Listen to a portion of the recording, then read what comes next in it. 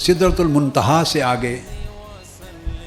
جہاں بعض احادیث میں آتا ہے کہ سیدنا جبرائیل امین علیہ السلام بھی رک گئے، اور اس سے آگے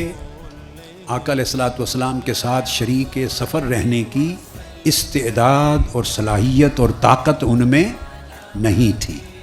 وہ جو اس سے آگے کا سفر ہے قاب قوسین او ادنا تک، جس کی آخری منزل کا کوئی تعین نہیں ہے، نہ وہ ذہنوں میں آ سکتی، اس کو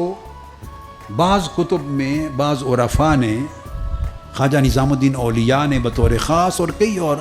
عرفاء اور اولیاء نے اعراج کا نام دیا ہے۔ اس حصے کا انکار